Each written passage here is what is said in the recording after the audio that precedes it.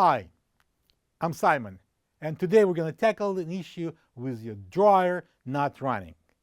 Before we dive in, be sure to like this video and subscribe to our channel for more handy DIY repair tips. We'll be looking at several key components that might be causing the problem, including the door switch, belt switch, blower thermostat, motor, and the PCB. It's a fix that you can absolutely handle with a bit of guidance, and I will walk you through each step. Let's get started and have the dryer up and running in no time.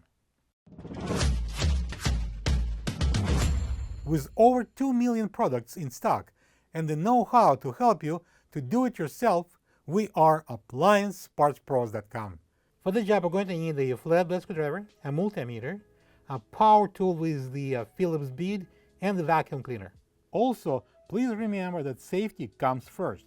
Don't forget to unplug your dryer or turn the breakers off, and also turn the gas off.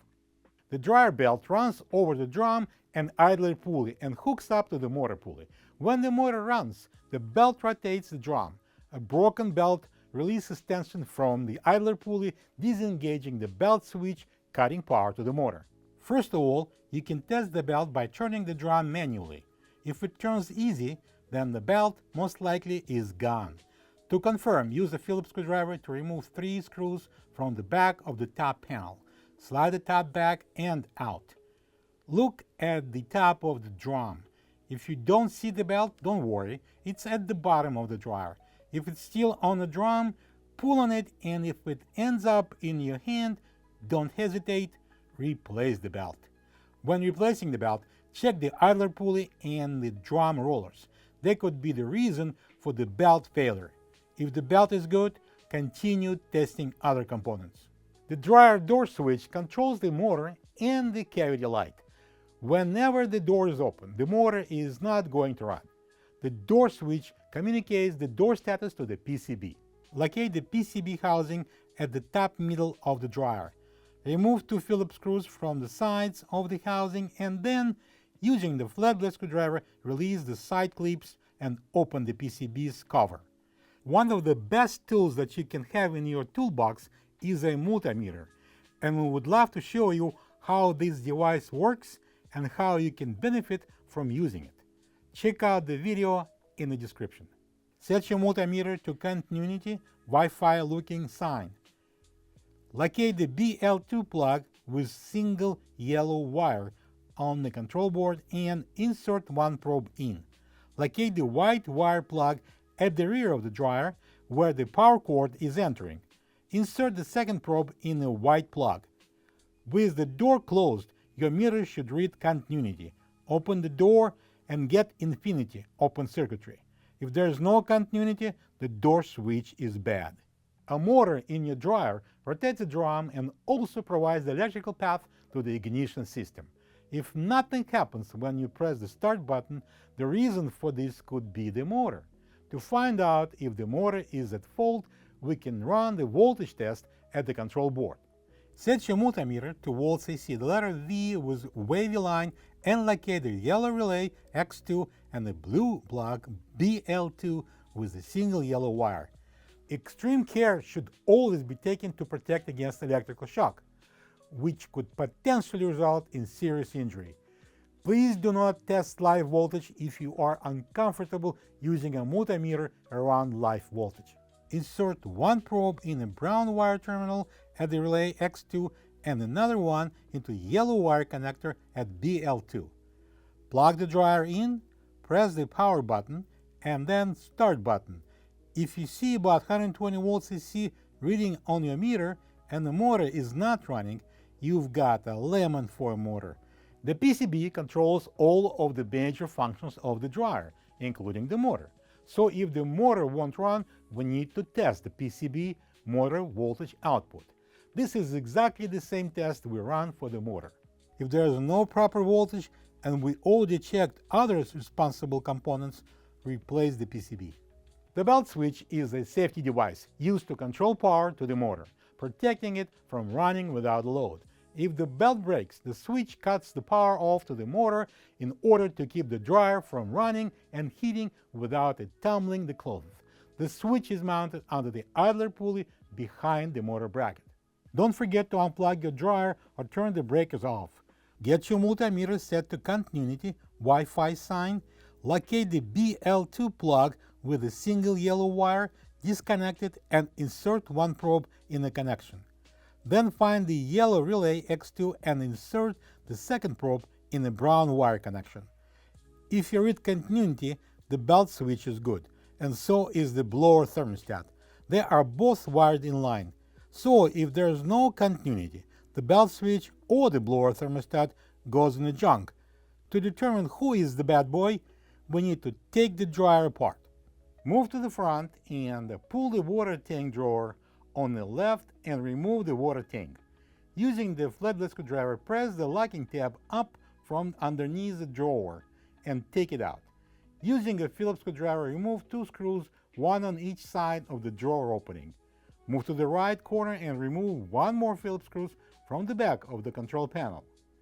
Disconnect control board plugs, pull on the top and remove the control panel. Open the door and remove 4 Phillips screws, 2 at the top and 2 at the bottom. Next, remove top Phillips screws that hold the front panel. Use a flatblade screwdriver to release the catch on the top right and tilt the front panel for about an inch. Disconnect the white and the pink plugs from the door switch and the light and remove the front panel.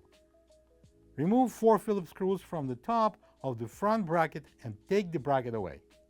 Get down and disconnect the sensor plug on the right. Next step is to take out 2 Phillips screws on each side, lift up and remove the front bulkhead. I recommend wearing gloves for the next step. Don't get shy, get on your 4 and reach under the drum from both sides. Push up the idler pulley and remove the belt of the motor pulley, pull on the belt and slide the drum out of the cabinet. You may clean the dryer. Using a vacuum cleaner, carefully not to break the igniter, clean the lint out. Get to the rear and clean the duct pipe. Reach in behind the motor. You will see the belt switch in white case. Using the Phillips screwdriver, remove 2 screws from the belt switch. Pull the connector off.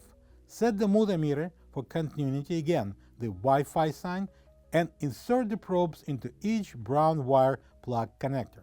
You should read open circuit. Press the lever and watch your meter. The reading should change to continuity. If it does, the belt switch is good, and if it doesn't, the belt switch fails our hopes and deserves to be replaced. The blower thermostat is a safety device designed to monitor temperature inside the blower housing and to cut the power off to the motor and ignition system when temperature exceeds the safe level. It's not resettable. The blower thermostat is mounted on the back of the blower housing next to the thermistor. The testing procedure at the PCB is exactly the same as for belt switch. So if there is continuity, the blower thermostat is good. But in case there is no continuity, we need to test it at the thermostat terminals down at the blower housing. Get your multimeter set to continuity, then using the flatblade screwdriver, remove the white plug. Touch both terminals with the meter probes. If you read continuity, the thermostat is perfectly healthy. Open circuit, get a new blower thermostat. As a result of our troubleshooting, we were able to pinpoint the guilty party. It's the belt that went limp on us, and it's up to you now to get the dryer back to life. This is the old belt next to the new one. If you don't have this part, you can get it from appliancepartspros.com. Place the belt on a drum with the ribs inside. Install the drum inside, make sure that the rear edge is on the 3 rollers. Place the gloves on and dive under the drum.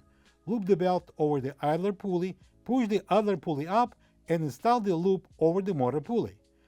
Slowly turn the drum 1 full turn manually to check the belt position. Bring and install the front bulkhead. Make sure all support rollers are under the drum. Lock the front bulkhead into 4 pilot holes on the sides and secure the bulkhead with the 4 Phillips screws. Install the top front bracket. Lock in the side hooks and secure everything with 4 Phillips screws, the longer ones on the sides of the cabinet. Get down and connect the sensor plug on the right. Bring the front panel, install it on the bottom hinges. Tilt it forward, reconnect the white and pink plugs. Using the flat-blade screwdriver, lift the catch on the right upper corner and secure the front panel with 4 Phillips screws. Open the door and install 2 Phillips screws at the bottom and 2 Phillips screws at the top. Mount the control panel. Install 2 Phillips screws on the sides of the dispenser drawer opening and 1 more from back in the right corner. Connect all the plugs. Install the top panel, push it forward to lock, and secure with 3 Phillips screws from the back. Install the water tank drawer in. Lift the tab with the flat-blade screwdriver and push it in. Place the water tank inside the drawer and slide the drawer in. Plug the dryer in and don't forget to open the gas. And that's it for troubleshooting why your dryer isn't running. Once you have identified the part that needs to be replaced, take your model number and visit appliancepartspros.com to find exactly what you need. Most orders arrive within a couple of days, so you have your dryer up and running again in no time. We're here to support you every step of the way and would love to hear about your repair experience, so don't hesitate to share it in the comments below. Thanks for watching and good luck with your repair.